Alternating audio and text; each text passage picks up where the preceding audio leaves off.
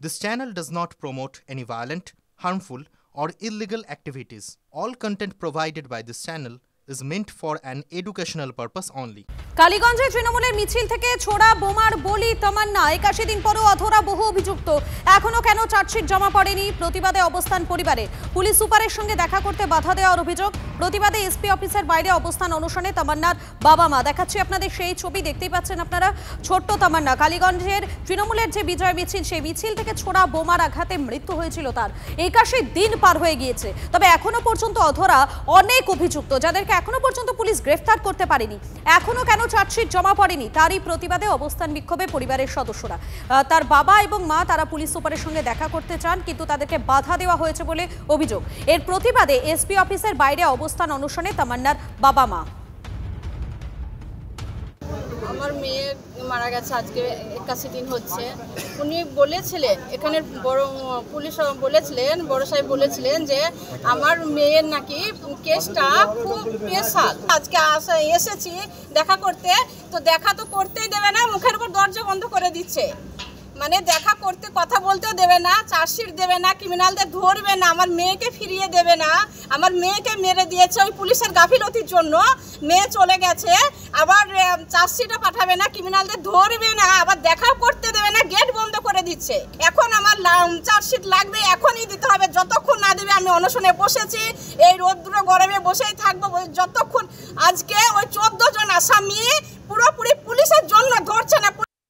মুখ্যমন্ত্রীর সেনা মন্তব্যের প্রতিবাদ হাইকোর্টের অনুমতি নিয়ে শর্ত সাপেক্ষে ধর্ণা প্রাক্তন সেনাকর্মীদের মেয়ো রোডে গান্ধী মূর্তির নিচে অবস্থান বিক্ষোভ বিকেল 5টা পর্যন্ত ধর্ণার অনুমতি হাইকোর্টের দেখতেই পাচ্ছেন আপনারা সেই ছবি দেখাচ্ছি সরাসরি চলে যাবো আমাদের প্রতিনিধি প্রদীপ্ত রয়েছেন প্রদীপ্ত এই মুহূর্তে সেখানে কি ছবি ধরা পড়ছে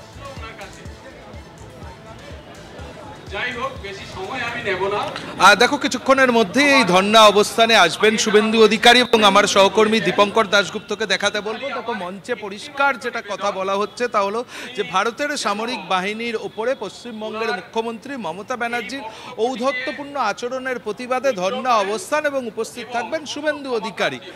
এক্ষেত্রেও আদালতের দ্বারস্থ হতে হয়েছিল যারা এর আয়োজন করেছেন যে প্রাক্তন সেনাকর্মীরা সেই বিজেপির যে সেনাকর্মীদের যে সেল রয়েছে আর সেই সেল এবং দেখা যাচ্ছে যে পুলিশের তরফ থেকেও কিন্তু এই মুহূর্তে তারা কথা বলতে এসেছেন যারা রয়েছেন এখানে যারা আয়োজক রয়েছেন পুলিশ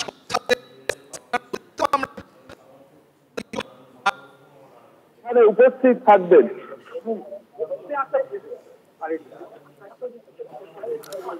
একেবারে ধন্যবাদ তোমাকে এর আগে রাজ্যের মুখ্যমন্ত্রী মমতা বন্দ্যোপাধ্যায় তিনি ঠিক কি মন্তব্য করেছিলেন সেনা সম্পর্কে শোনাই আপনাদের প্রায় 200 মতো আর্মি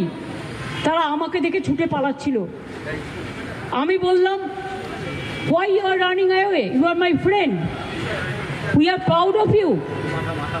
it is not এটা আপনাদের দোষ নয় আপনারা বিজেপির কথায় করেছেন দিল্লির কথায় করেছেন দিল্লির ডিফেন্স মিনিস্টারের কথায় করেছেন এটা অনৈতিক কাজ অগণতান্ত্রিক কাজ যেখানে আমি বসে আছি 5 মিনিট দূরে আমায় সব কাজ ছেড়ে আসতে হয়েছে প্রতিবাদ করতে কারণ ভাষা সন্ত্রাস চলছে বাংলা ভাষার উপর অত্যাচার চলছে ফোর্সফুলি আপনারা আমার ভাইয়েরা যারা আর্মিতে কাজ করে যাদের আমি শ্রদ্ধা করি তাদের দিয়ে জোর করে মঞ্চের কাপড় খুলতেন না মঞ্চ ভাঙতেন না এবং আপনারা মাইকের তার থেকে শুরু করে পোস্টার থেকে শুরু করে তৃণমূল কংগ্রেসের ফ্ল্যাগ থেকে শুরু করে সব কিছু সরিয়ে দিতেন না it is unethical unconstitutional undemocratic this is a